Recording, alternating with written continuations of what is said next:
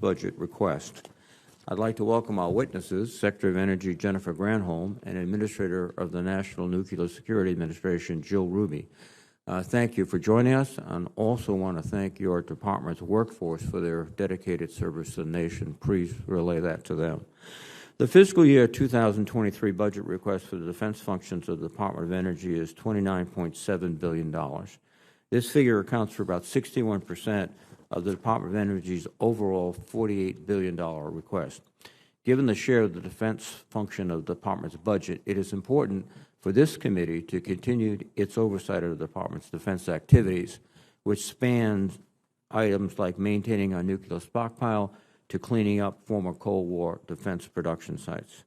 Within this defense proposal, the National Nuclear Security Administration, or NNSA, is requesting $21.4 billion, a 3.2% increase over last year's level of $20.6 billion. I would also note that the amount for the defense portion of environmental cleanup increased by 3% to $6.9 billion. The Strategic Forces Subcommittee held a hearing 2 weeks ago on the Nuclear Weapons Council, a statutory body that was created in the 1946 Atomic Energy Act to bridge the civilian-military relationship over the manufacture and employment of nuclear weapons. By all accounts, the message conveyed to the subcommittee was that the relationship between the Department of Defense and the National Nuclear Security Administration was healthy and productive. However, with respect to the Department's requirement to increase production of plutonium pits to a rate of 80 pits per year by 2030, the subcommittee found several issues.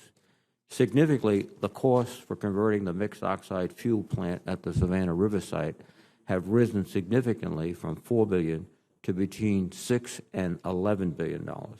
Further, the project timeline stretched from the 2030 target to between 2032 or 2035. We need to understand what has driven these overruns and how we can hold the Department of Energy accountable to this long-standing Department of Defense requirement. I understand that the NNSA has experienced its highest workload since the 1980s as it manages 5 major warhead programs while rebuilding nuclear infrastructure that dates back 70 years to the Manhattan Project. This original infrastructure held up well through the first 2 cycles of triad modernization in the 1960s and 1980s, but has essentially aged out for the 3rd cycle that we are currently undertaking. I would like to know how NNSA is managing this workload while simultaneously modernizing its production facilities. Finally, I hope our witnesses will update us on efforts to continue cleaning up former defense production sites, particularly at the Hanford Nuclear Reservation. These are commitments made to local communities that we cannot walk away from. The Hanford site has 177 million gallons of radioactive waste stored in underground tanks, some which are leaking. Your department is starting operations to remove the first 40% of low-activity radioactive waste from these tanks, which accounts for 90% of the waste. And I commend you on this important milestone. I understand you are also holding discussions with the state of Washington on how to next remove the high-activity radioactive waste in the tanks. I would ask that you share how you are working with the state and local communities on these efforts. Again, I want to thank our witnesses for appearing today. I look forward to your testimonies. Now let me recognize the ranking member, Senator Inhofe. Thank you, Mr. Chairman. I also want to welcome our witnesses. We have had the privilege of being with our witnesses and other issues in the past, and I'm honored to have them here today. One of the things that I've been proud of over the past few years is this committee's focus on rebuilding the foundation of the United States national security, our nation's nuclear deterrent. We've made a lot of progress in this area over the past several years, but even that progress is just the first step in a long journey to make up for decades of neglect. A third of NNSA's facilities date back to World War II, and we have buildings where concrete has fallen from the ceiling. It's hit some of the workers, and we've had occasion to, people are shocked when they hear of these things. We have to do better, and I think we all understand that. In contrast, our adversaries clearly see value in prioritizing their nuclear programs. Our lack of focus on competing in the nuclear arena puts us in danger of falling even further behind and puts our nation and our allies at risk. China is expanding its military capabilities faster than any country in history. Its investments are shifting the global balance of power, and based on recent testimony, China's nuclear modernization continues to outpace even our worst predictions. Putin's unprovoked invasion of Ukraine and his reckless threats of nuclear escalation have shattered the security of Europe, and for the first time in decades forced Americans to face the possibility of a nuclear attack. Not to be outdone, North Korea is on a record pace for missile testing and is reportedly preparing for another attack. Unfortunately, the administration's fiscal year 2023 DoD budget doesn't give DoD and NNSA the real growth that they need to meet the National Defense Strategy. And while we agree on real growth, we agreed last year, inflation has completely destroyed that. In fact, we have a letter from the administration that says our plutonium production project is underfunded by $500 million. I want to make this is the letter, and I want to make this a part of the record at this point with it. And in fact, we feel that this tells the whole story. So I look forward to your testimony on these issues and the rest of the Department of Energy's national security priorities, Mr. Chairman.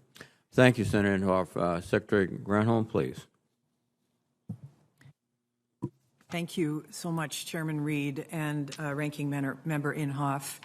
My thanks also to the members of the committee. It is a privilege to be before you once again on behalf of the Department of Energy and with Jill Ruby, our NNSA Administrator and the Undersecretary of Nuclear Security. As the 16th Secretary of Energy, I have the responsibility of leading this department at a pivotal time. Putin's invasion of Ukraine, the outbreak of armed conflict on the European continent has underscored the absolute importance of the department's national security mission. We appreciate the consistent bipartisan support that the Senate Armed Services Committee has long given the department when it comes to this mission. And we believe this committee will see in this latest budget request our resolute commitment to advancing that national security mission. I'm pleased to note that the partnership between the department and our NNSA, our National Nuclear Security Administration, is strong, it is collaborative, and likewise we continue to work closely with our colleagues at the Department of Defense through the Nuclear Weapons Council. As security risks rise around the world, we know we must ensure that the nation's ability to respond to threats remains unmatched. At the same time, we know that our focus on responsiveness must be paired with one of responsibility. Our efforts begin, of course, with maintaining the safety, security, reliability, and effectiveness of the nuclear weapons stockpile. This is the cornerstone of our deterrent. It's critical to our ability to protect the American people and reassure our allies. Relatedly, our work to provide the U.S. Navy with safe and effective nuclear propulsion technology is essential to ensuring that our military is equipped to carry out their operations. Ultimately, though, we know that the nation is safer and our deterrent is stronger and our military is more effective when facing lower nuclear risks. And that's why we invest in nonproliferation, in arms control, and in efforts to counter the threat of nuclear terrorism. As the 2022 Nuclear Posture Review makes clear, each of these, stockpile management, naval propulsion, and nuclear risk reduction, are all top priorities for the Biden administration. Our budget request for fiscal year 2023 echoes this administration's dedicated support for each. Let me just spend a minute to highlight a few other areas that are reflected in the budget request. First is taking care of the communities that have supported the nation's nuclear weapons programs and nuclear research. The department's Office of Environmental Management is home to the world's largest environmental cleanup program. The program has completed operations at 92 of 107 cleanup sites over the past 30 years. And our environmental management team reached important milestones even this past 2 years with contending with challenges posed by the COVID-19 pandemic. Our budget request will equip them with the resources they need to continue building on that track record. Second, infrastructure modernization and workforce development. As my colleague Jill Ruby will explain in greater detail, the NNSA is focused on mission delivery in a timely and cost-effective manner. Infrastructure and workforce are essential to this goal. Approximately 60% of NNSA facilities are beyond their 40-year life expectancy. Some, as has been noted, date back to the Manhattan Project. But our ability to execute our mission depends on a modern, flexible, and resilient nuclear security infrastructure. And that's why that means we have to continue to bring more of these facilities into the 21st century. We also have to make sure that we have top-notch talent to staff those facilities by recruiting and training a new generation of employees across our national security portfolio. And that's why we've requested investments in both our infrastructure and our workforce needs. I'm mindful of the trust that this committee and the rest of Congress has placed in the department, and I'm proud to lead this team as we reduce nuclear risk while navigating an increasingly complex global environment. I thank you for your partnership in keeping the United States safe and secure, and we look forward to your questions. Thank you, Madam Secretary. Administrator Ruby, please.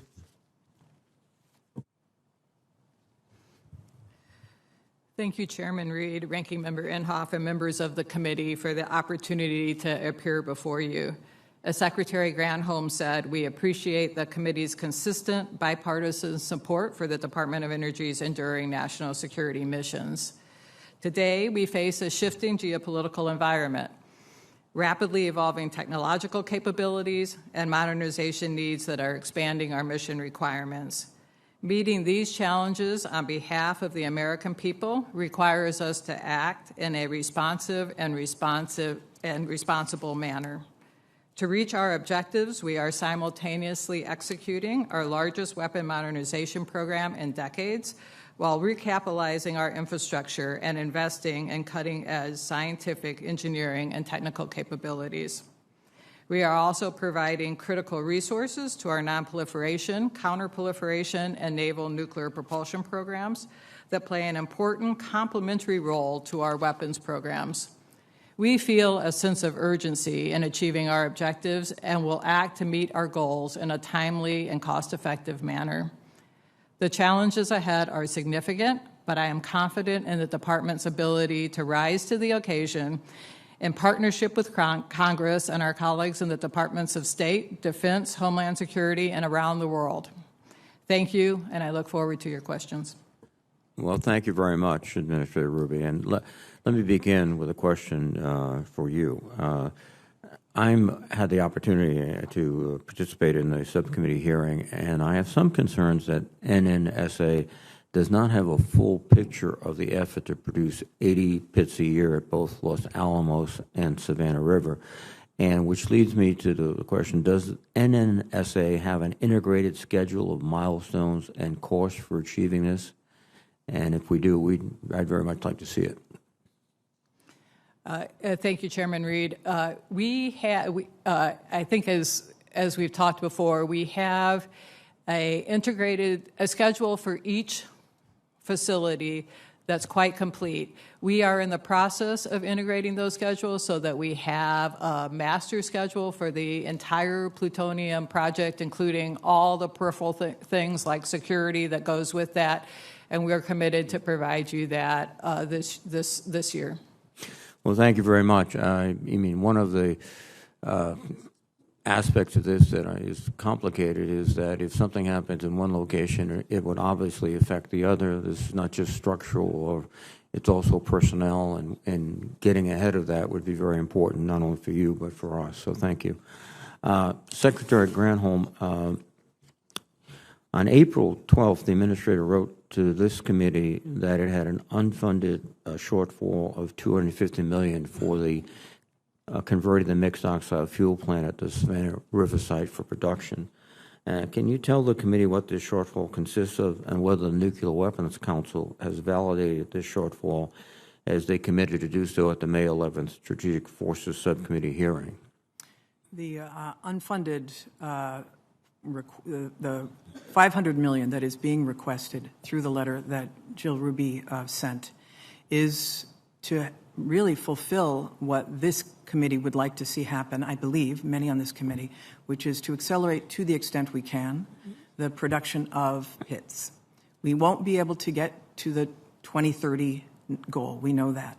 But what this letter does is acknowledge that there are some long lead items like glove boxes, et cetera, that take time, that we know we're going to need, that we can now begin to procure. With supply chain crunches, et cetera, we believe that we would be in a better position to be able to purchase those now so that when we get to the point where the facility is complete, and of course, as you know, we're in the middle of a design of that redesign, and it's about 90% complete, that we will be able to get people into the building and begin to deal with the plutonium pit issue right away. So that's what the letter really intends to do, is to accelerate to the extent we can, even though it won't get us to the 2030. Well, Madam Secretary, that's a very good explanation of the letter. It's right accurately, but a few days later, the Nuclear Weapons Council issued a letter indicating that they did not agree with the money. That's my understanding. And what is the position of the Nuclear Weapons Council is essentially the question. Yeah, and I'll let Undersecretary Ruby speak to this, but it's my understanding the Nuclear Weapons Council will be supportive of that, or is supportive of that. Chairman Reed, we are meeting tomorrow as a Nuclear Weapons Council to discuss this budget request. As you heard in the hearing last week, the members of the Nuclear Weapons Council are supportive of this need to bring money up to do equipment pre-buy so that we can make sure we can construct SRPPF as quickly as possible.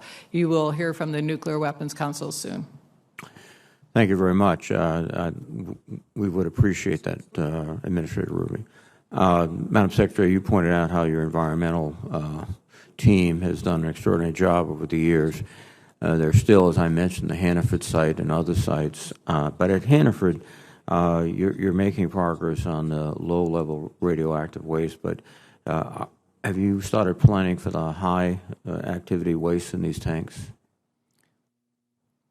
Yes, Mr. Chairman, the budget supports the beginning of the effort on the high-level waste. We also note that this committee had asked for an assessment of alternatives as well. Mm-hmm. That study is being undertaken right now in parallel with the National Academy's study, both of which should be complete before the fall, so that we will have an assessment of what the other pieces are, even as we know that we will still be treating some of that high-level waste on site, perhaps to move to vitrification as well. Thank you very much, Madam Secretary. Senator Inhofe, please. Thank you, Mr. Chairman. Madam Secretary, you answered the question I was going to address adequately, and so let me just mention to Administrator Ruby that in the past NNSA, officials argued for real sustainable annual growth to keep modernization on track. Now, how significantly will our programs be delayed if the NSA faces annual shortfalls of $500 million? What's that going to do to us if that continues? Senator Inhofe, the $500 million request is to assure that we don't get more behind by moving money up and making purchases earlier, based on information that we've learned as we've completed our large construction project, the uranium processing facility, and other projects at Los Alamos and around the complex. So we're totally synced up with the Department of Defense on all of our weapons programs, our deliveries of the modernization programs. It's challenging, but we stay in close contact and we're completely synced up. We're just trying to keep our infrastructure, with this request, trying to keep our infrastructure programs in a way that we can execute those as quickly as possible. And in terms of, in my opening statement, I talked about the condition of some of the facilities that we have there. Do you have any comments on that? Have you looked into that and see what path forward would be appropriate at this time? Yeah, Senator Hoff, since I've been confirmed in this position, I've visited the complex, every place in the complex, and most of them many times. And in fact, we have a lot of infrastructure work to do, as you noted in your opening statement. We are developing a long-term infrastructure plan. We have some large projects going right now, and I think they're the right projects. Not only the big projects in uranium and plutonium, but also projects in explosives and tritium and lithium and depleted uranium and other activities. But we have so many needs that will go out for a long time, and we are working on a long-term infrastructure plan that includes not only our production complex, but also our science and technology facilities. In other words, you're on it, okay? Well, this is going to be long-term. No, I know it is. I was saying that as a compliment, so go ahead. Thank you. Okay, well, I'll take the compliment. Thank you. Okay, good. Thank you, Mr. Chairman. Thank you, Senator Inhofe. Senator Shaheen, please. Thank you, Mr. Chairman. Good morning to both of you. Thank you both for being here this morning and for your work on behalf of the country. Administrator Ruby, you talked about what we're doing to modernize facilities. Can you also talk about our progress on addressing any potential for cyber hacking to affect our facilities and our nuclear program? Yeah, thank you, Senator. The cyber issue is very real and very much on our minds all the time. So once Frank Rose and I assumed, my principal deputy assumed these positions, we asked for an independent review of our cyber capabilities. That review was conducted by the Institute for Defense Analysis, and it will be published this summer. We also have increased our budget for our cybersecurity programs, and we've created a line item in our defense programs budget that looks at digital assurance of the weapons enterprise. So, are you comfortable that today we would not be hacked successfully? I think this is the answer is I think we're doing everything that we can. This is a tricky business, so we have to be prepared in the event that there is a successful hack that we don't anticipate, and know how to respond to that. And so we're working on both sides of this, honestly, both the defensive, but what would happen, how quickly, what would we do, and what would happen in the event of an attack. But we prevent, many attacks a day in our complex, and we hope to continue to be successful at doing that. And Secretary Granholm, do you share the view that we're doing everything we can in the Department of Energy to address potential hacking that could affect our nuclear program? Thank you, Senator, for the question, because it is so important, especially in the global context that we are in. Obviously, there are thousands of attempts per day, and we have been successful at not being successfully penetrated. The bad guys are morphing all the time, and they are continuing to enhance their capabilities, which is why when the administrator says they did an assessment, I mean, part of the challenges in that assessment are making sure that we've got the IT professionals that are able to continually keep us on the cutting edge. And so I know they have engaged in a program to do recruiting, and we have also, not just in cyber, but across the NNSA complex, increased pay because we want to make sure we can retain and attract the professionals that the private sector is also vying for. The department and the NNSA, I know, have continually installed next generation technology to monitor, to detect, to address, to be able to make sure we know what's happening on the system. But it is a continuous battle, and we will be vigilant all the way. Well, thank you both very much for that. As you point out, it's critical, and it's not at all clear in this environment what the next threat is going to be.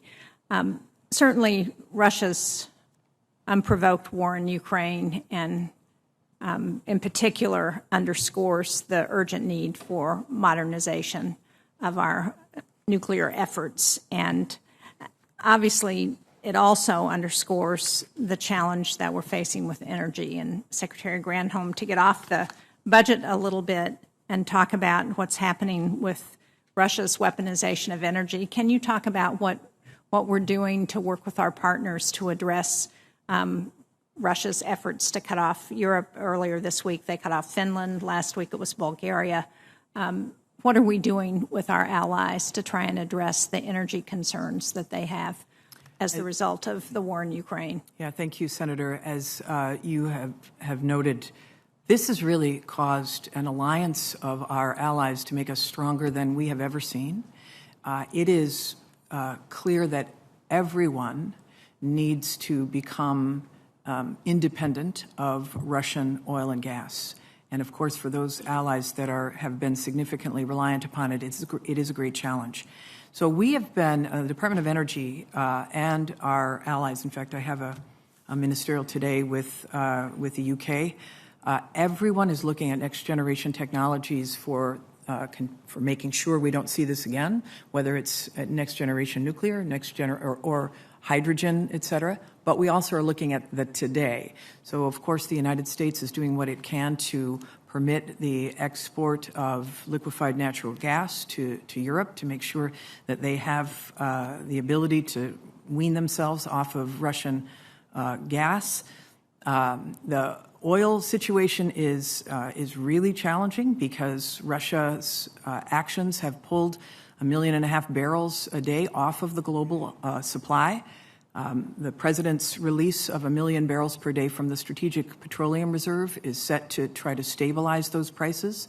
But the bottom line is we are working with our allies on all manner of being able to help make them and help make ourselves independent from the volatility of fossil fuels, especially from countries that have petrodictators that weaponize energy. And ultimately, most of these countries see the movement to clean energy as a way to, in the medium and long term, pursue energy independence, since no country has ever been held hostage to access to the wind or access to the sun.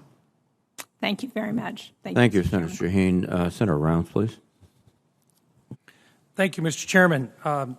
Secretary Granholm, Administrator Ruby, thank you to both of you for your service to our country. I'd like to begin with a question for Administrator Ruby. The W-80-4, which is the nuclear weapon itself that would be on the long-range standoff weapon, the new LRSO, the integration between those two will be key in terms of developing the weapon system that would be carried by our bomber force, both the B-52 and eventually the B-21 stealth bomber. The timeline and integration with the B-21 and the B-52 is crucial to modernizing our nuclear deterrent. The W-80-4 appears to be continually slipping to the right in terms of its development.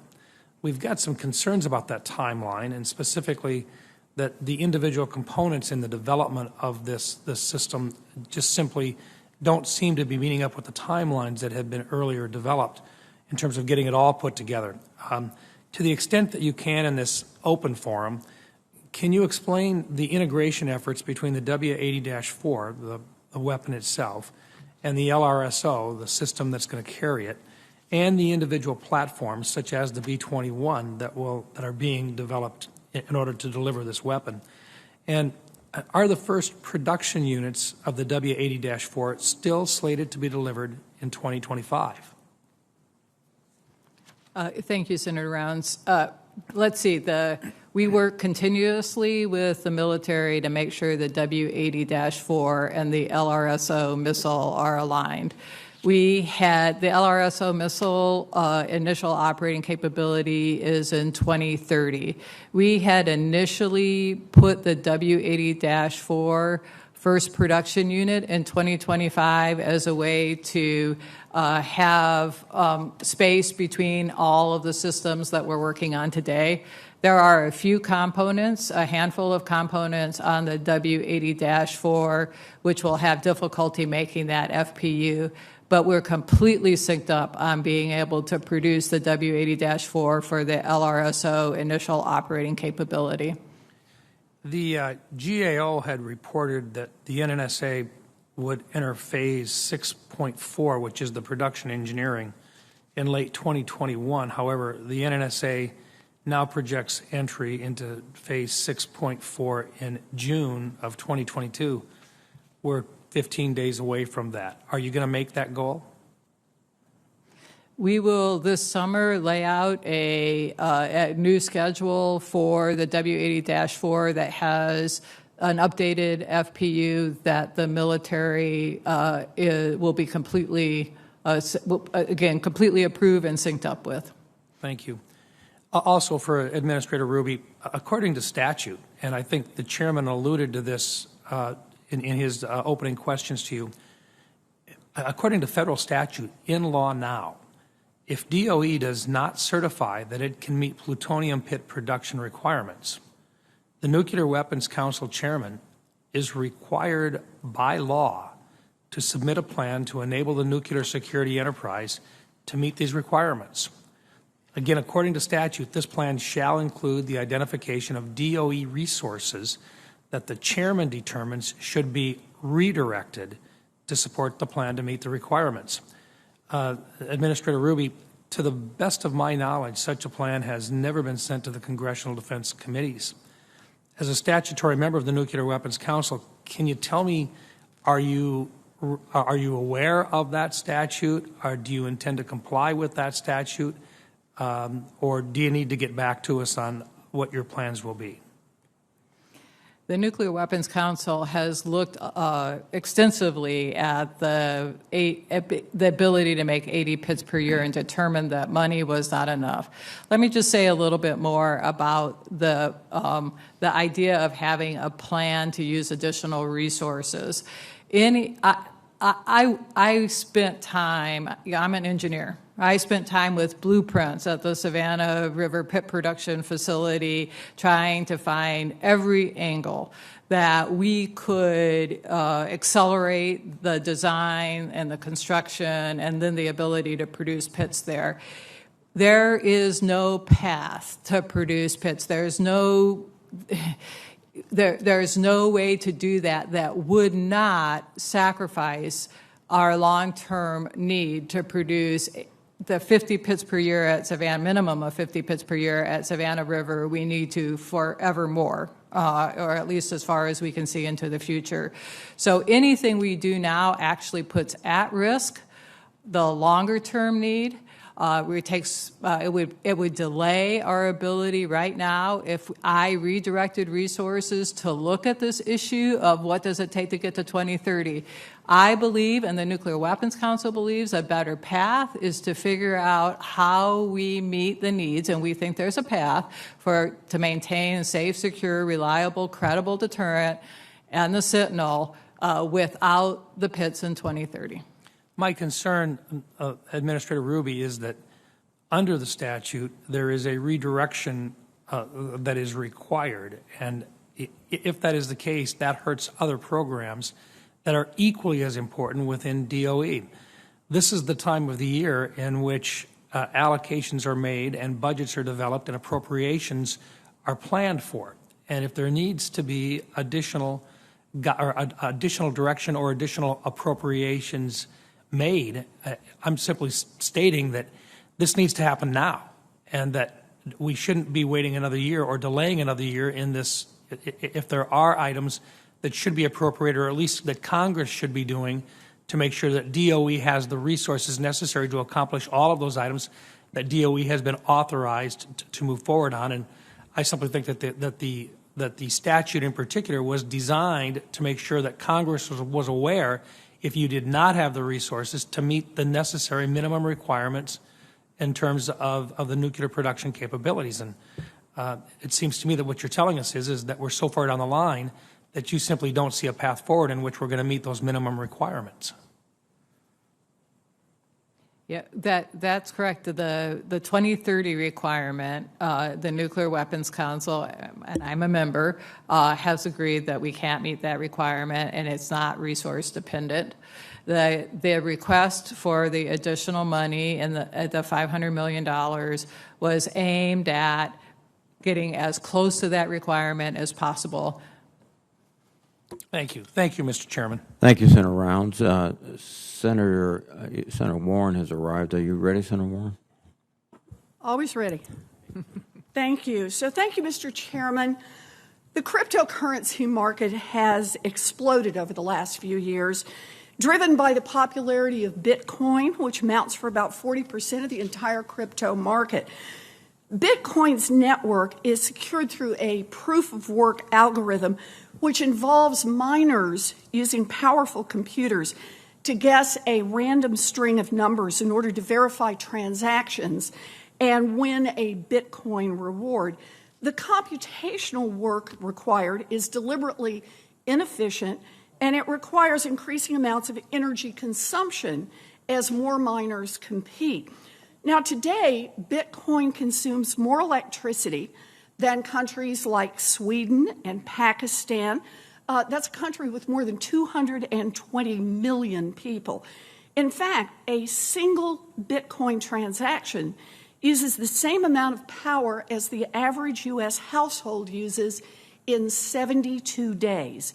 And a single large crypto mining facility, typically a warehouse filled with rows and rows of servers, can consume as much energy as 250,000 houses in the same period of time. So, Secretary Granholm, one of your key responsibilities is to address energy challenges facing our country.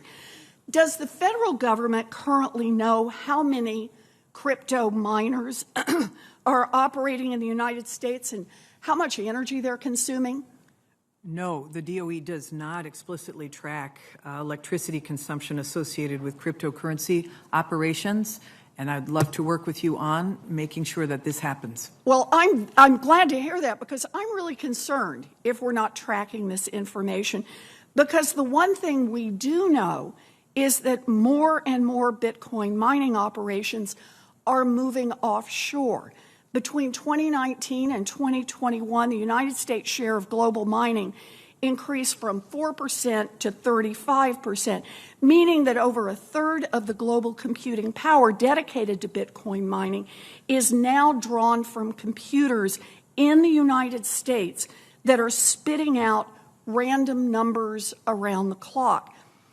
Mining is increasing emissions from coal and natural gas generation, especially when miners bring old polluting fossil fuel plants around the country online.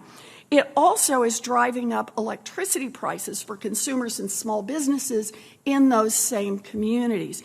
And that's why I've written to several of the largest crypto miners in the United States, asking them for information about the environmental impacts of their operations.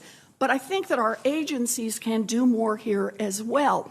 So, Secretary Granholm, I know that you're working with other agencies on a report on crypto's climate impact. as part of the President's executive order on digital assets. Do you think it would be valuable if we had additional information about the impact of cryptocurrencies on our environment and on our energy grid? Absolutely. You want to elaborate on that? I mean, it is critical to understand the strains upon the grid, especially as we, as we face increased use of the grid for other purposes.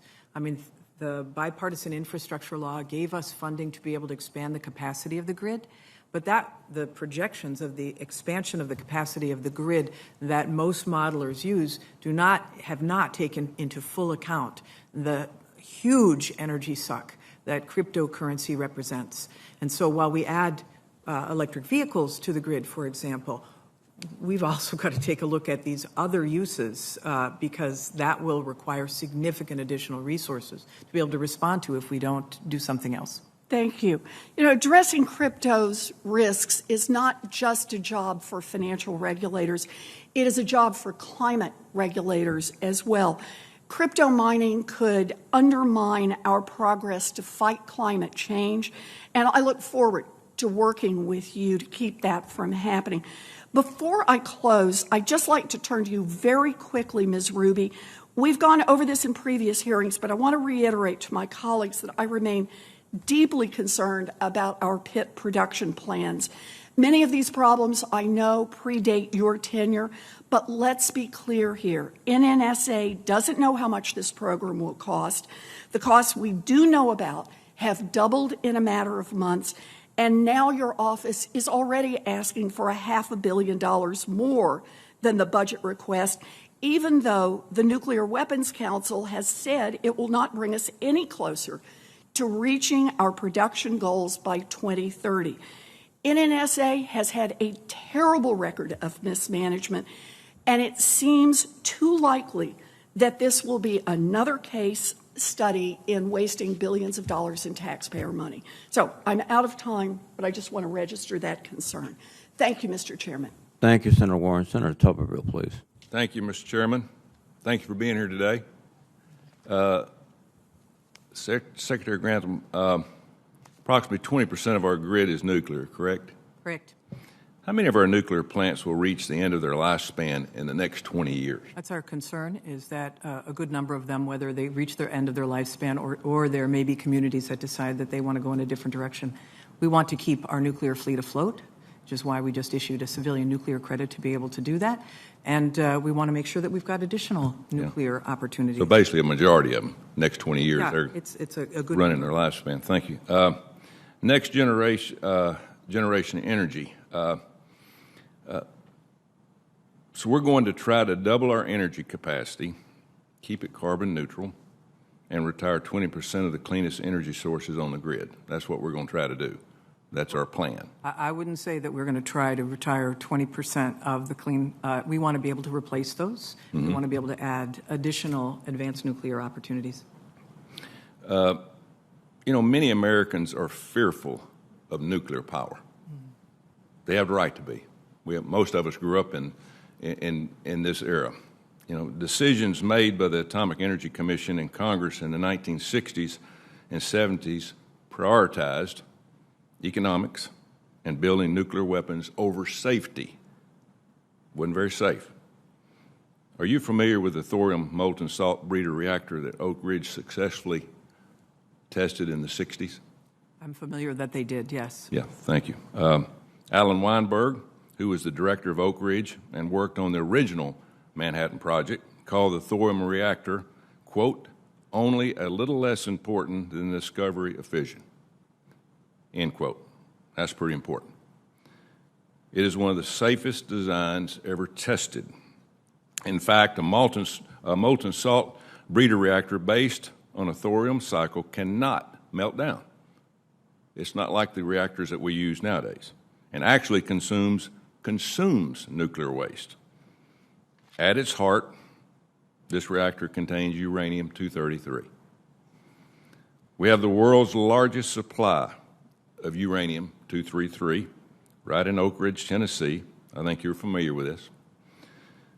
But your department was tasked to irreversibly destroy our supply of U-233. Is that correct? Yes, we are diluting and disposing of it. Downblending it, yep. Thank you very much. So we're spending $50 million a year to downblend and destroy this resource, when in fact, in 2008, the Department of Energy issued reports cautioning that we should not destroy uranium-233. Have you read these reports? I've Are you not familiar read that with one them? from 2008. Okay. In fact, in 2008, the report calls U-233 an irreplaceable natural resource. Congress has asked for answers on this. Are you familiar with that? We've asked for answers. Okay. And the Appropriations Bill in 21 required the DOE to inform Congress about the potential of 233. Do you know when this report was due, Ms. Granholm? When was it due? 2021. Mm-hmm. I do not know why, but this report is still not finished. And to me, it's a very important report. If we're going to do away with gas and we're going to try to cut back on our oil supply, we have got to find some way to generate more power in this country, clean power. We're all for that. My colleague, Senator Warren, I do not see eye to eye on a lot of things, but we do agree on how egregious the mismanagement and disregard for civilian oversight is within our Department of Energy. We have got to pay attention to facts, and these are facts that our scientists, we all want to follow science, this is facts that scientists have come up with. We have a national treasure that could solve our nation's clean energy problems and also have been proven invaluable in the fight of cancer, and we're destroying it. And it's by our own admission, the Department of Energy says destroying U-233 is a terrible, terrible mistake, and we just seem to be overlooking that. Yesterday, Senator Marshall and I introduced a bill to save U-233 called the Thorium Energy Security Act. And I hope and pray that this body will halt the Department of Energy from downblending this to give us an option to making clean energy for our kids' future, our grandkids' future, and all of us in the future, because we see what's happening as we speak with all the problems that we're having with cutting off our energy supply and oil supply all at one time. We have to have a plan to make amends for that we're not using. Thank you very much. Thank you, Mr. Chairman. Thank you, Senator Tuberville. Senator Kane, please. Thank you, Mr. Chair, and thank you to the witnesses. It's great to be together with both of you. Last week, I co-chaired a Sea Power and Readiness subcommittee hearing together with Senators Jerome, No, Kramer, and Sullivan, and we talked about the challenges faced in implementing the shipyard industrialization optimization program, this long-term modernizing and recapitalization of the Navy's century-old public shipyards. In a similar vein, the origins of many of our nuclear federal research labs and development facilities, Sandia, Los Alamos, Lawrence Livermore, date back to World War II. Last year, we had testimony by Admiral Caldwell, and he noted, quote, "Without recapitalization of our facilities, we will be unable to effectively support nuclear fleet operations and advanced research and development efforts at the level required by this complex technology."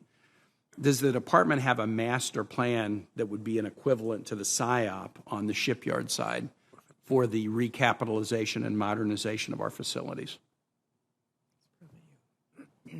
Let me address the naval reactors part of that. As you know, there's more than one organization that takes care of this. We don't take care of the shipyards, but we do take care of the propulsion capabilities in the Naval Reactors Program within NNSA. And we're putting a lot of money into doing just what you say, to making sure we're rebuilding test facilities so that they're modern and consistent with the new propulsion systems that are coming online.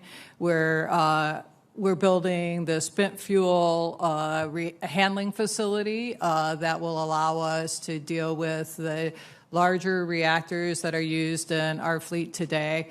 So, and we're increasing our R&D budget in naval reactors. As Admiral Caldwell says, we can no longer assume that we will have the best systems in the world if we don't invest in R&D. So I feel that the FY23 budget for naval reactors is paying a lot of attention to the research and the facilities that we need for naval propulsion going forward. And Mr. Rubio, let me just follow up on that. I appreciate that we're making investments. I guess the thing about the SIOP that interests me on the Navy side is there's this 20-year master plan, and every year they make investments against it, and we can measure against the plan. Are we proceeding according to the plan? Are we making the progress? We hope so. I understand we're making investments in the infrastructure you described, but are those investments pursuant to a 10-year master plan or a 20-year master plan that would enable us to measure how the investments we're making will get us to the end point that we want? Senator Kane, I'd like to talk to Admiral Caldwell some more about this and get back with you. That would be helpful. I mean, just as an example, NNSA estimates that the reactor plant design for the Columbia-class subs will be completed by 27. So the design will be completed by 27. And I just wonder whether, are we making the investments that will enable us to get to that point? So again, how the investments match up against the plan is what I'm interested in. And then, Secretary Granholm, one question for you. There's only a handful of universities in the country that have a 4-year nuclear engineering program, 17. While there's approximately 47,000 mechanical engineering graduates and 17,000 computer engineering graduates annually, there are historically less than 950 graduates from a nuclear engineering program every year. So whether the field's nuclear engineering or applied mathematics and physics, I worry about whether the pool of talent for the important missions of your secretariat and the related agencies is potentially shallow. What are you doing, if anything, to focus on the needs of the workforce in this area? Yes, thank you, Senator Kane. It's really a very large concern across all the scientific enterprise, right, including our national labs. We want to make sure we've got enough STEM graduates as well as nuclear scientists to be able to fulfill the mission.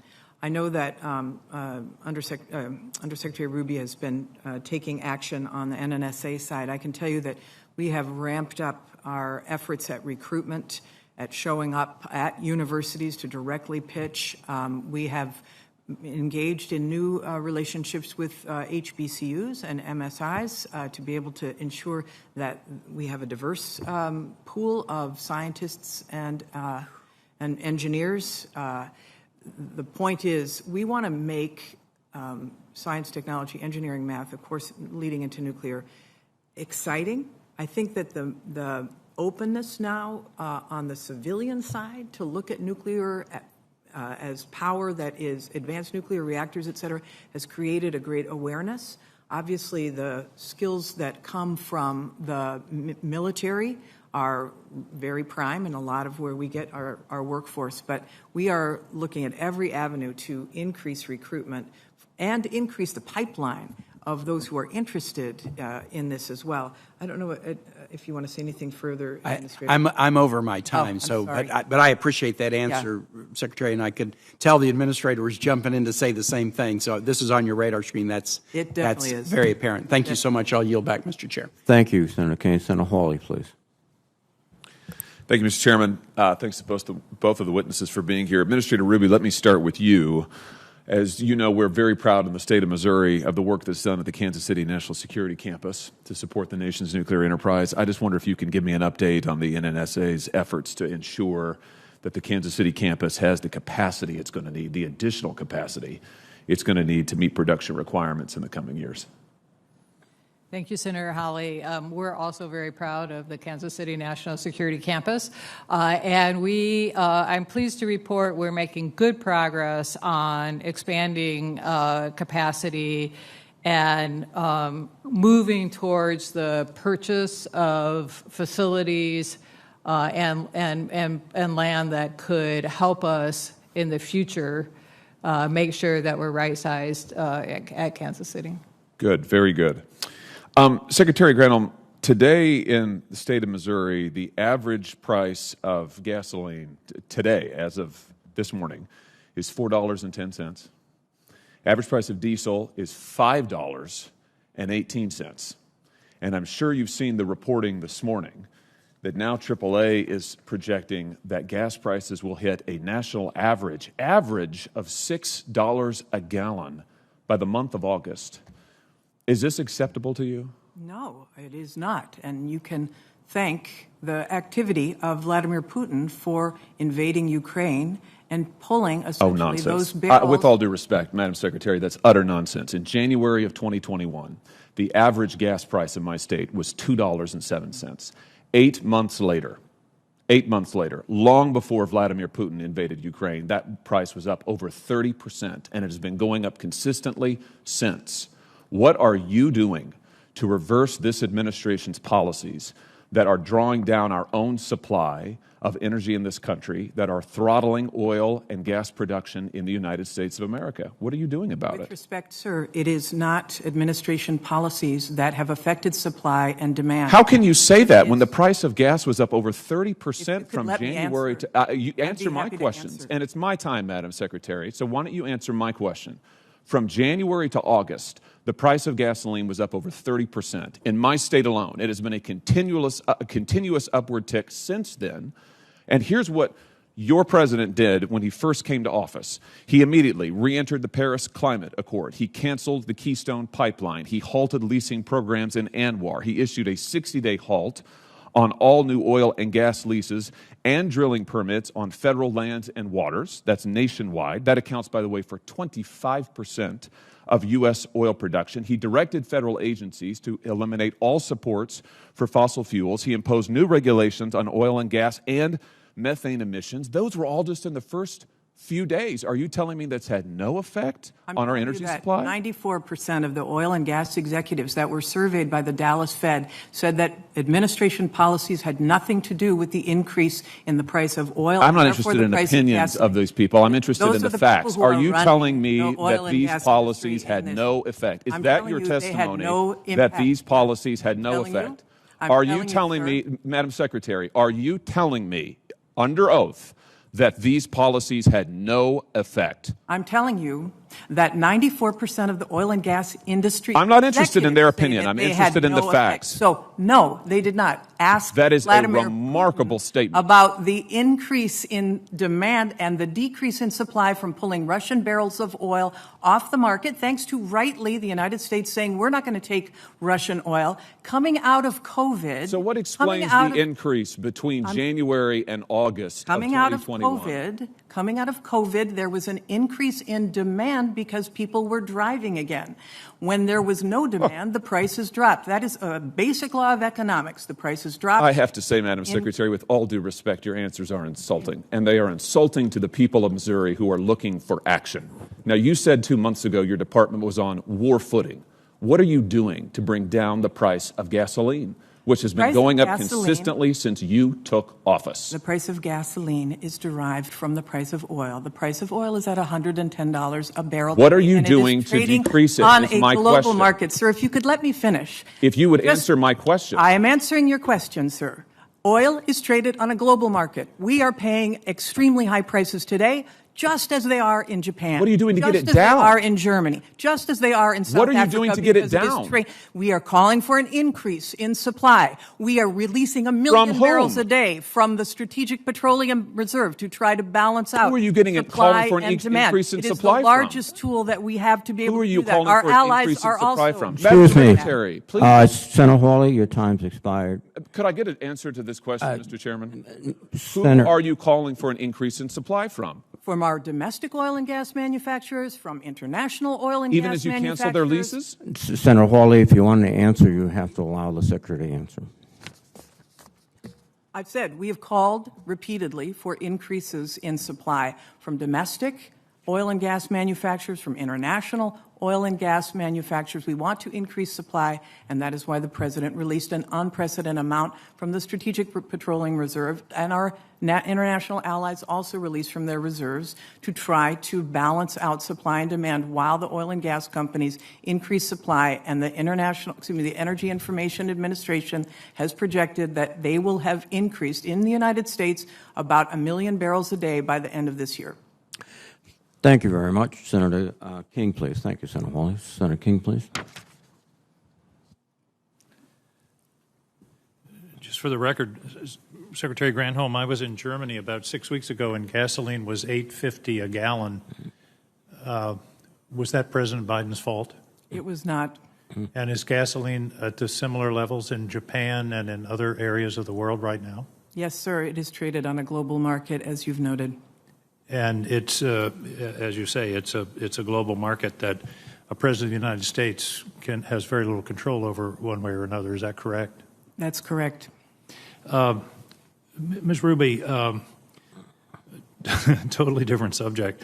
The basis of our deterrent policy, which is the bedrock of our defense policy, is capacity and credibility. We haven't tested and don't test, and I'm okay with that, but my question is, how confident can we be in the non-testing regime of computer modeling to maintain the credibility of our nuclear deterrent? Thank you, Senator King. I think we could be highly confident. We have both a very sound science-based stockpile stewardship program and an annual process to assess the reliability of our systems. And year after year, our lab directors assess very carefully the reliability of the program of our weapons without testing and assure us we have safe, secure, and reliable systems. We're assured. Are our adversaries assured? In other words, I'm asking, my question is, does the non-test regime, the non-physical destructive test regime, maintain the credibility of the deterrent in the eyes of a potential adversary? In other words, do they believe our computer models? Well, it's not just computer.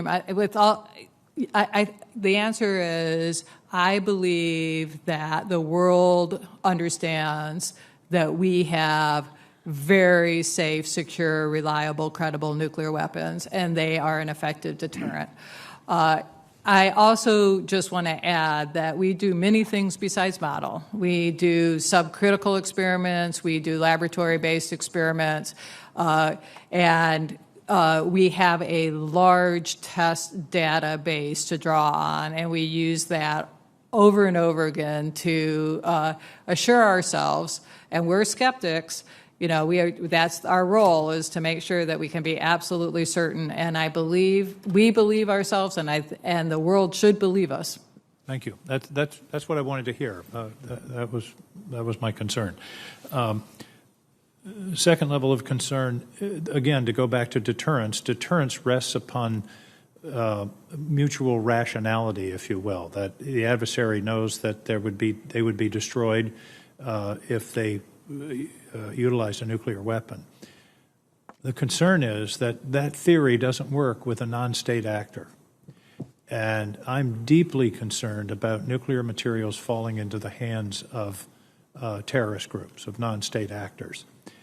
I hope that we have a plan B involving sensors, detection, intelligence to deal with that threat, because as all the nonproliferation efforts that we make, which are positive and good, there's still the danger of nuclear material now that we know Iran, by virtue of having abrogated the agreement, has vastly increased their breakout, or shortened their breakout time.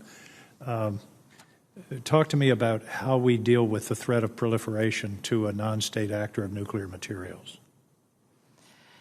Yeah, we still firmly believe that eliminating threats is the best path. And we have in our nonproliferation program, on our Defense Nuclear Nonproliferation Program, a significant effort to secure materials around the world with a large variety of countries. Of course, we've worked not only with allies and partners, but with adversaries on those programs.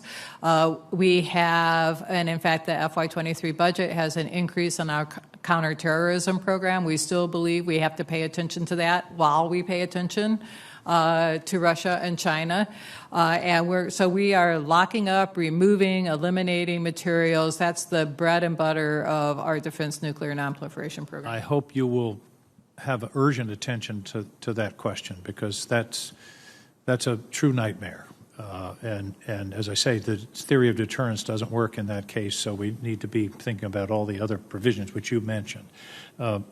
Final quick point, and this is not really a question, but we talked earlier about cyber.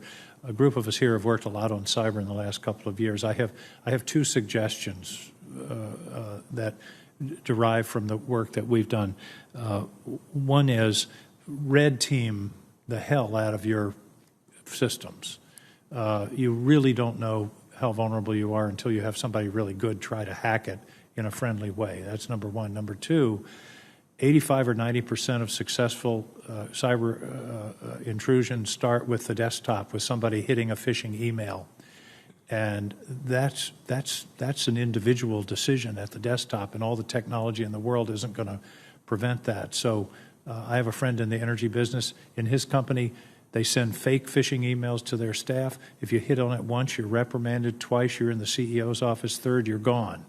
And I think there has to be some real urgent pressure on staff to be careful about what they do at their own desktop. Thank you very much. Thank you, Mr. Chairman. Thank you, Senator King. Senator Blackburn, please. Thank you, Mr. Chairman.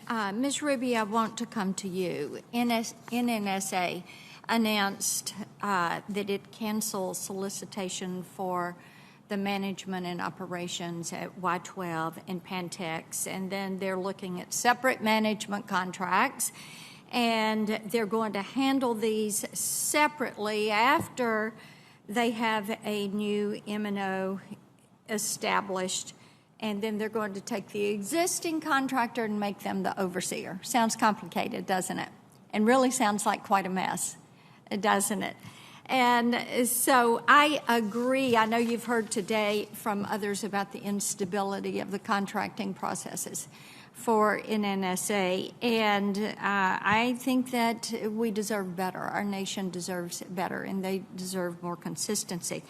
And Tennesseans that are working up there want to know how this is going to affect their mission day in and day out, and what their expectation is. They deserve some dependable, competent leadership.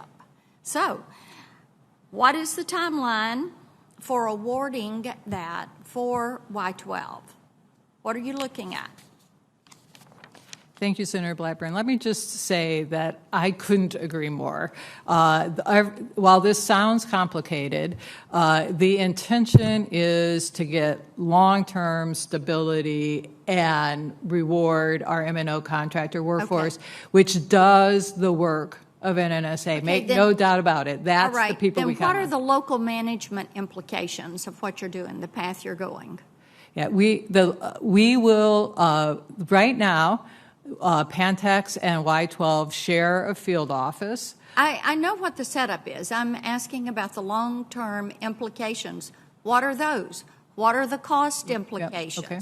Are you doing this and pushing back on infrastructure? Because that's imperative, as you know, and there is a backlog that we're waiting to have addressed. Yeah, this is in order to get dedicated leadership at Y12 and at Pantex because of the tremendous workload that we're asking of those facilities, separate, dedicated leadership. It may cost a little bit more, but it is worth it because we have to make sure that we can deliver. Timeline?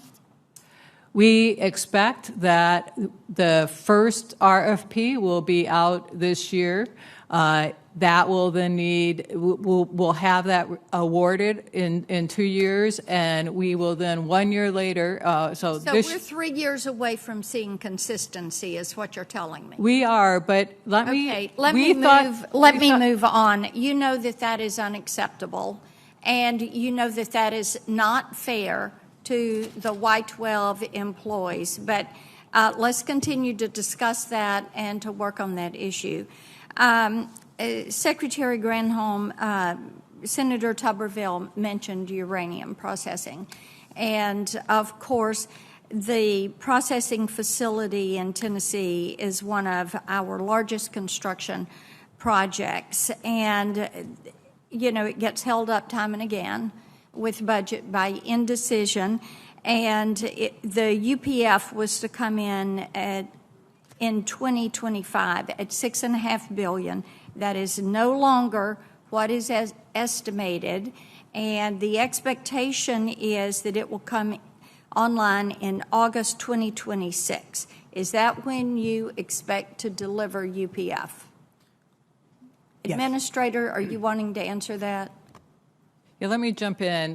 The answer is yes. That's our plan, and we are looking closely right now, independent experts at any cost implications. I just want to say for a $6.5 billion project executed over 8 years during COVID and during all the supply chain issues we have, we feel this project is incredibly successful. Well, you mentioned yesterday, you told one of my colleagues that an 8-month delay was a commendable accomplishment, and I really disagree with that comment, but we're going to continue to work on it. Madam Secretary, I want to come back to you on the issue of transportation fuel, because that is a top topic. And with the estimate being $6 a gallon during January, we get asked about this every single day. So what are you doing every day to increase production? Because you're eliminating leases, you're eliminating drilling on federal land. Senator Hawley went through the litany of steps that you all have taken, and we hear from people in the oil industry about the adverse impact of your actions. So tell me what you're doing every day to increase U.S. oil production so that we return to being energy independent and energy dominant like we were the day that you went in as Secretary. Yeah, we agree that we want to increase supply. It's why, for example, in the first year of the Biden administration, more permits have been issued than in the first But you don't give the drilling permits. No, we are giving those permits. We want to, and we have called How many upon people an are working increase. on them? Is it one? No, it's actually across the government. It's over at the Department of Interior. It's not in my lane. But I do know that we have been increasing permitting because we want to see increased production in the United States and abroad to be able to make up for the lost barrels that have been off the market as a result of Putin's invasion of Ukraine. Ma'am, I would encourage you to stop saying that. We're importing 670,000 barrels of oil per day. The cost of a gallon of gas, the cost of fertilizer, the cost of diesel are at all-time highs. We need your best effort. We are working on this every day it's- to the extent we can, given that it is a global market and oil is It is. traded Thank you, on a Mr. global Chairman. market. I'm over time. Thank you very much, Senator Blackburn. Senator Kelly, please. Excuse me. Yes, Senator Thank Kelly, you. please. Thank you, Mr. Chairman. Administrator Ruby, during your confirmation hearing last year, I asked you about the need to recruit the next generation of scientists and engineers to replace an aging workforce, and I highlighted the University of Arizona's relationship with the National Nuclear Security Administration through the Minority Serving Institution Partnership Program. And you said that it would be a top priority moving forward, and I appreciate your commitment to that. As the chair of the Emerging Threats and Capabilities Subcommittee on this committee, I held a hearing a couple months back on innovation and the development of emerging technologies that will play such a critical role for our future national security. And the key takeaway for me is that we can't innovate if we don't have a highly trained and skilled and motivated workforce to do that.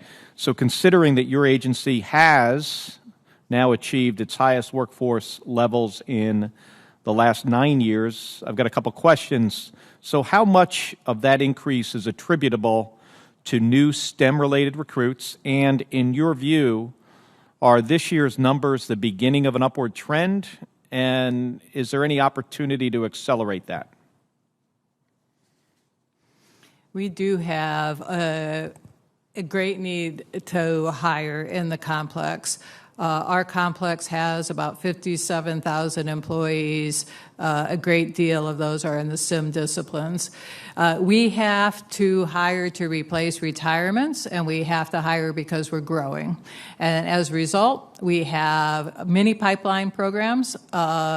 As you mentioned, the Minority Serving Institution programs, other grant programs and centers of excellence, and we have announced a program for apprenticeships for crafts workers and technicians that we need desperately also around the complex. So we are very worried about the workforce, but we feel like we're putting good programs in place to recruit. And we, like I said, both growth and attrition from retirement and voluntary attrition.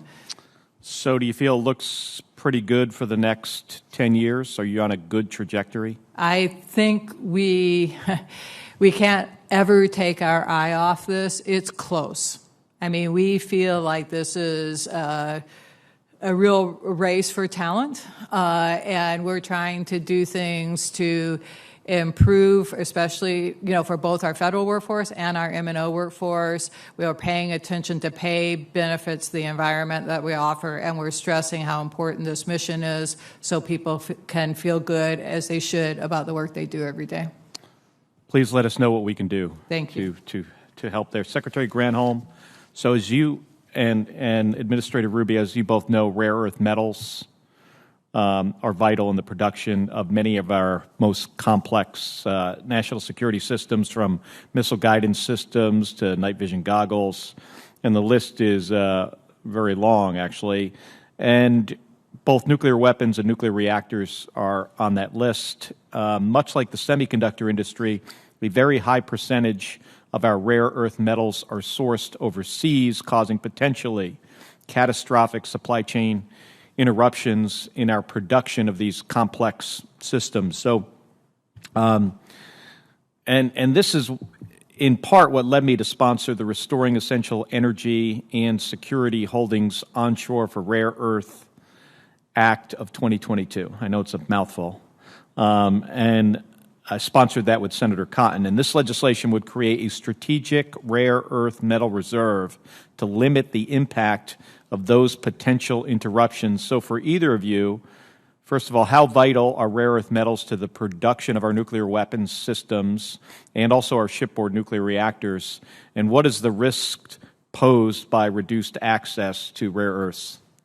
Yeah, thank you for your leadership on this. We are, this is a moment where we have to look at all of the things that we used to rely upon other countries for when we have them within our geographic boundaries. Rare earth minerals are critical for the nuclear weapons cycle, but it's also critical for a whole array of other things, including electric vehicles, as you know. The President and the Defense Production, invoking of the Defense Production Act, and thank you for supporting the supplemental for Ukraine, which funded that to the tune of $500 million.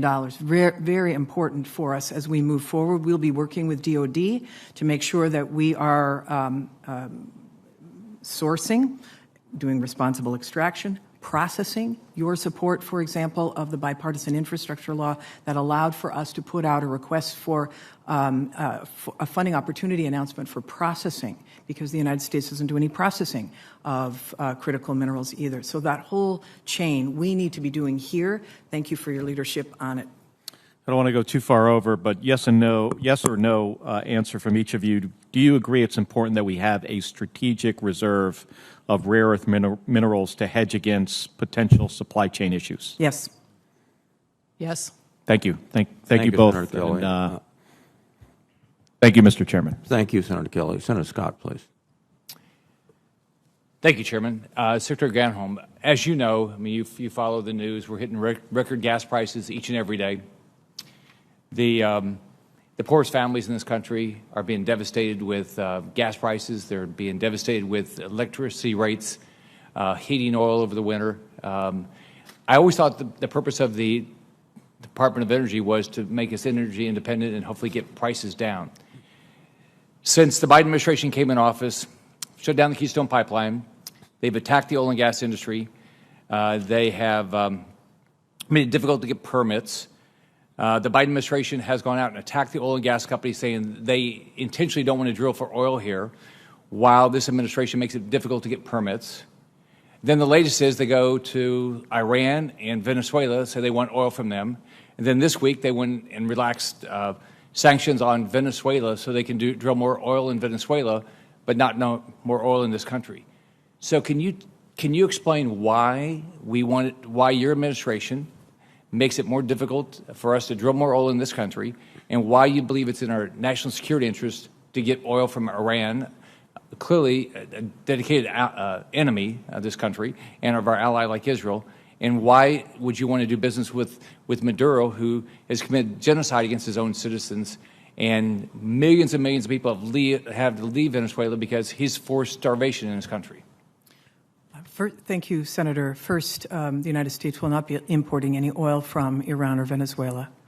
Number two, it is really important to know that this administration is calling for increased production in the United States and has issued a record number of permits for oil and gas drilling. Since this president took office, more permits issued in his first year than issued in the first 3 years of the Trump administration. We are now a net exporter of oil. It just speaks to the amount of production that we have been doing, and we will be at record production by the end of this year. A survey was done. If that's true, how could gas prices be if that's true, why would gas prices have gone up like it's gone up? As you know, oil, gasoline is derived from oil. Oil is traded on a global market. The global supply of oil has decreased as a result of the Russian invasion of Ukraine, because they used to be one of the world's largest exporters, and countries like the United States have rightfully said, we're not going to take any Russian oil because we do not want to finance Putin's war. Consequently, there have been about 1.5 million barrels per day that have been taken off of the global market. The citizens in Florida and the citizens in South Africa and the citizens in Japan are all paying record amounts because it is traded on a global market. It's why increasing supply is so important. It's why the president has called for 1 million barrels per day to be released from the Strategic Petroleum Reserve. And our allies across the world have also called for increases in theirs, as we are asking for the oil and gas industry to increase production.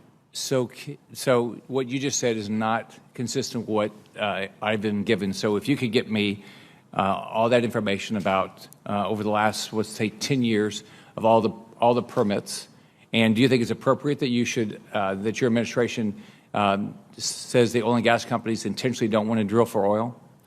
Well, I think that some are bringing rigs online, and there are some who have said in shareholder calls that they are holding off on investing in capital to favor shareholder buybacks. So it's not consistent across the board. But I will say that it has nothing to do with the fact that you guys attack them and you attack the oil and gas industry? Absolutely not. We are calling repeatedly. I talk to oil and gas industry members all the time. We're calling repeatedly for them to step up at this moment and increase the rig count. It's historically coming back after COVID, where there was a lot shut down. Let me go to my next question. Slowly. Diesel fuel prices are hit record highs. It's last year it was $3.17. Now it's $5.63. I just got a story from heard a story from a trucker in Orlando who's reconsidering the trucking business because diesel fuel is too expensive.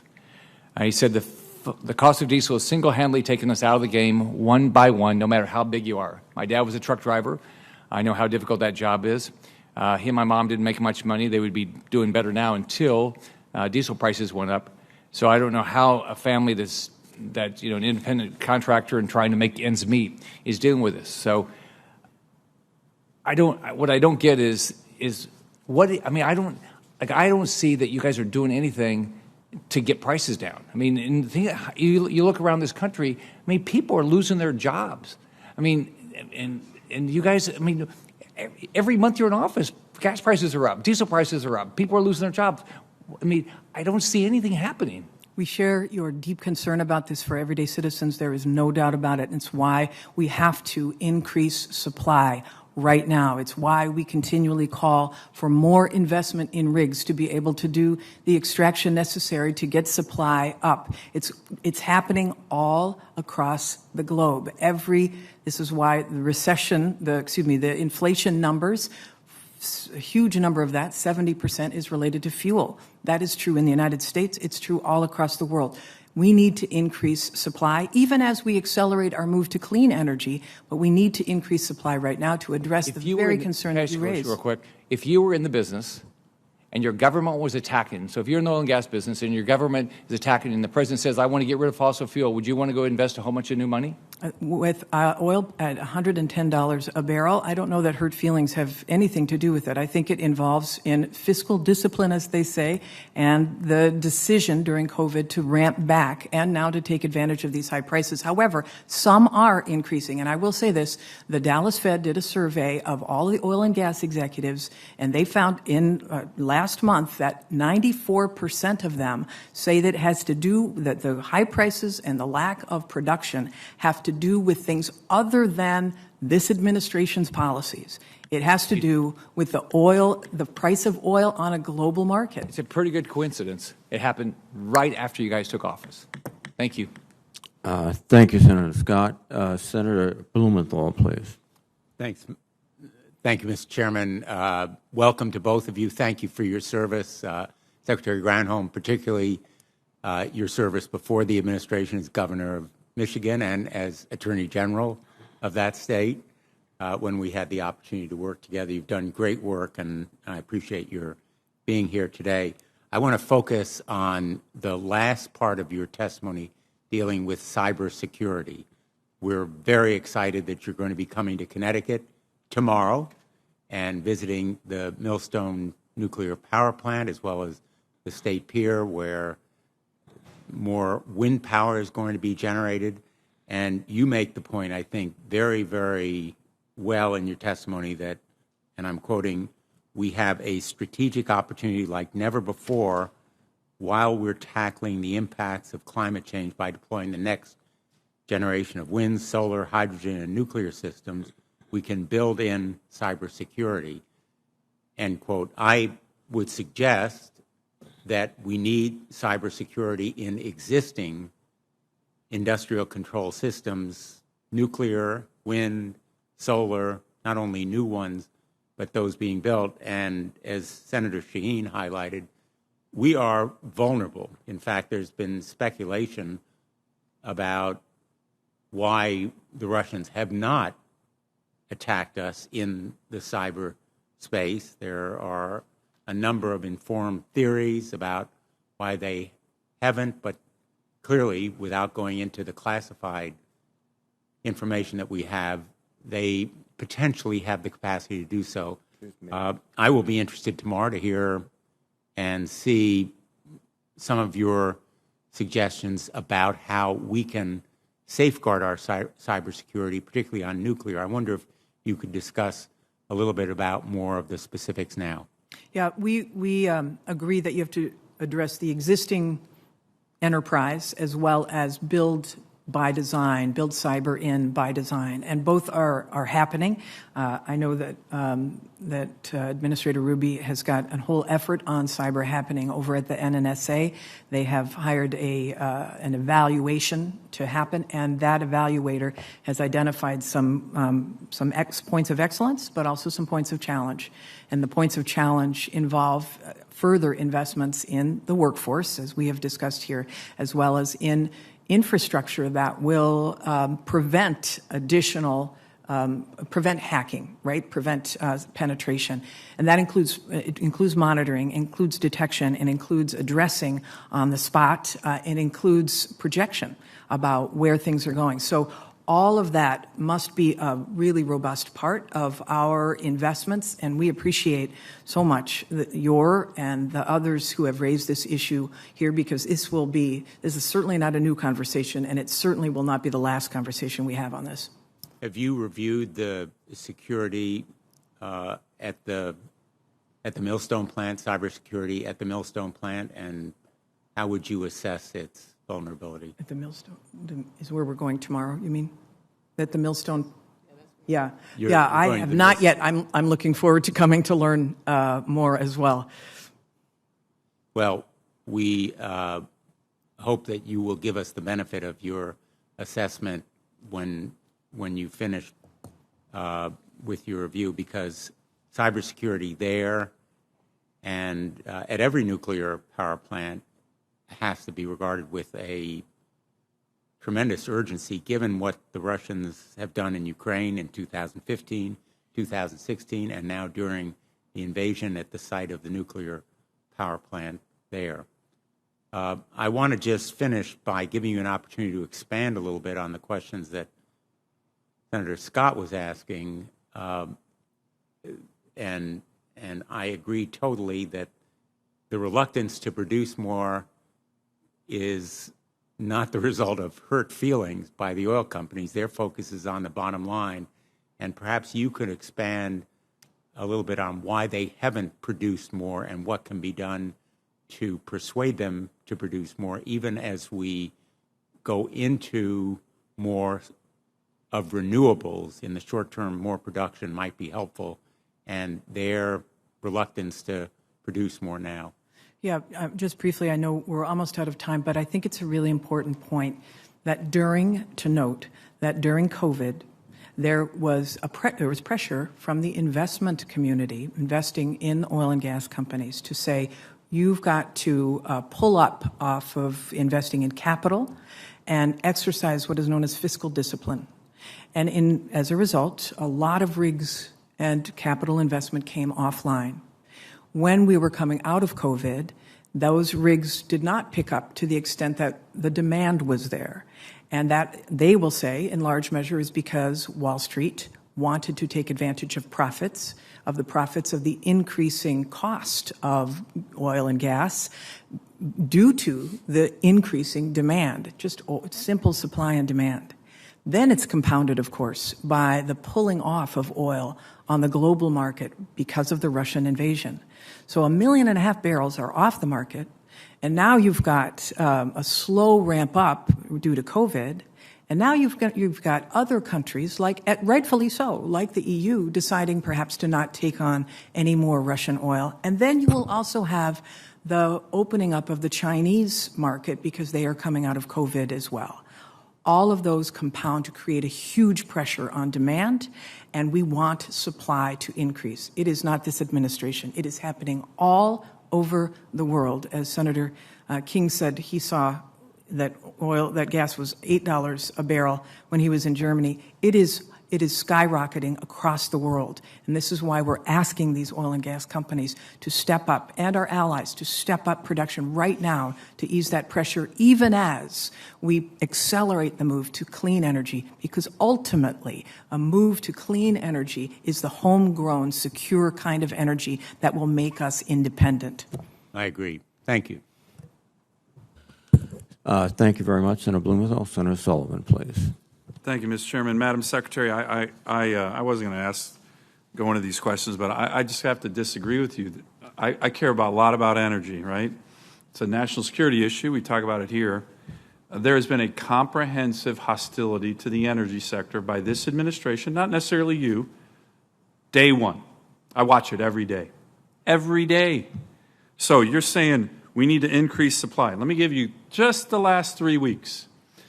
The Department of Interior, again, not you, announced that they're taking half of the National Petroleum Reserve set aside by Congress for oil and gas drilling in my state off the table, the most prolific oil reservoir in the world right now. Everybody who explores there finds billion-barrel fields. Secretary Holland, your colleague, came to Alaska and announced half of it's off the table. That is not focused on increasing supply. It's the opposite. Let me give you another one. Last week, Cook Inlet Basin, okay, that's the other prolific oil and gas field in Alaska. At the last minute, the Biden administration canceled the lease sale. That is exactly the opposite of getting supply on the market. 3 weeks ago, the Council on Environmental Quality issued new NEPA rules. Everybody and their mother knows what they are. They're meant to delay energy projects. I read them in detail. This is the last 3 weeks. NPRA off the table, Cook Inlet lease sale canceled, and NEPA rules to kill the production of American energy. That's what you guys just did. Do you have a response to any of that? And I'd like details. And maybe you don't know. And look, I'm not coming after you. The Department of Interior is a disaster. From day one, and day one, President Biden came and said, oh, and we're going to stop anything in ANWR. He can't do that.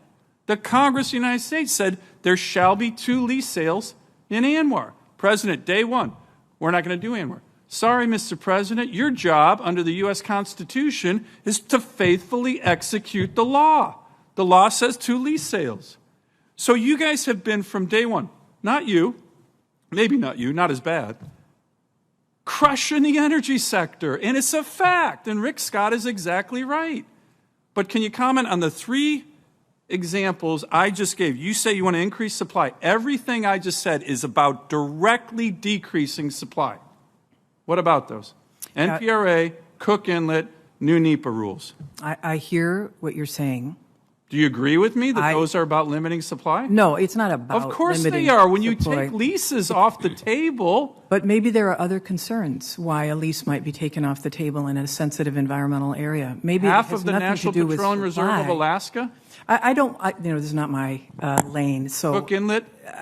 And I understand that there was no interest on the part of That's not those true. who wanted That's to fundamentally a lie. Okay. Well, But again, that's not yours. Again, these are not my areas of responsibility. I'm How just about the telling you- NEPA rules? Again, that's EPA. That's not me. No, that's the White House. CEQ. Well, let me just say this. We want to see an increase in supply, and we want it to be done in a responsible way. The actions I'm just saying laid out that- in the last 3 weeks would indicate directly otherwise. There have been, I said earlier, maybe you weren't here for that, but there have been, under the Biden administration's first year in office, more permits issued for oil and gas drilling than at the first 3 years of the Trump administration. You have 4,600 applications to drill stuck at the Department of Interior. 4,600. I recently checked on this. And there's 9,000 The applications permits. to drill. It's There are very 9,000 different from- permits out there that Okay, are I'm sitting gonna unused. look. I just happen to fundamentally disagree with you, Senator, please. Mr. Chairman. This is an incredibly important issue for the national security of our country. The Biden administration is openly hostile to the energy sector, and then they try to come in front of committees like this and say they're not. It's just not true. Let me just ask another one. The president is in Japan right now. This is in your area. All of our allies in Asia and in Europe want more American LNG. I think the president is going to announce something along the lines of we should get more LNG. I think you agree with that, Madam Secretary. I'd like your views. American LNG to our allies. John Kerry, though, has come out, I know, to Japanese officials saying you should be very careful on buying American LNG. Do you agree with John Kerry's approach to going to Asia, saying you should have reluctance of buying American LNG? I hope you can disavow that. I've heard that from Japanese officials telling me that he's saying that. I mean, whose side is this guy on?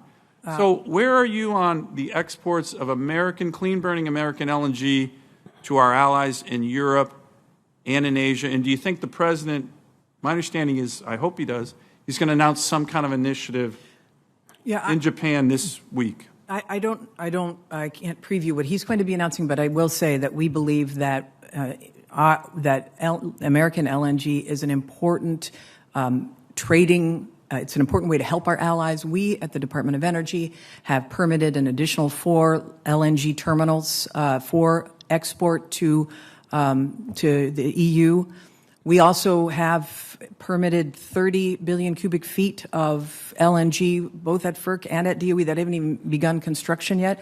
We believe that LNG is one way to help our allies, and we think it's important. And we're also encouraged by the fact that the LNG, many of the producers of LNG are eager to use the infrastructure associated with LNG to make it hydrogen ready. So Good. Both pieces. So just real quick, so if assume John Kerry did tell some Japanese officials to be reluctant to buy American LNG, he's not Senate confirmed. He's kind of, in my view, a nobody with a job in the White House that they won't even give us any information on how much he's spending, how many people he employs. But you're a Senate-confirmed Secretary of Energy. Assume he said that. Can you just openly reject that and say, of course we would want our allies to buy American LNG? I have the greatest respect for John Kerry. I can't assume anything that or believe words put in his mouth. I do believe he's doing an amazing job across the globe getting communities and countries to step up to their commitments to reduce their greenhouse gas emissions. I'm just asking you to answer I a understand simple you're question. asking me for a Our Japanese hypothetical. allies need to know this. They've come to me. We have spoken with Japan repeatedly, and Japan is really interested in forming a relationship on LNG in a stronger way. We are supportive of that. So buying American LNG would be a good thing, not a bad thing. Yes. Thank you. Thank you, Senator Sullivan. Thank you, Madam Secretary and Madam Administrator. We are going to conclude the Mr. Chairman, can I ask one final question? It's not for the Secretary. It's a quick one.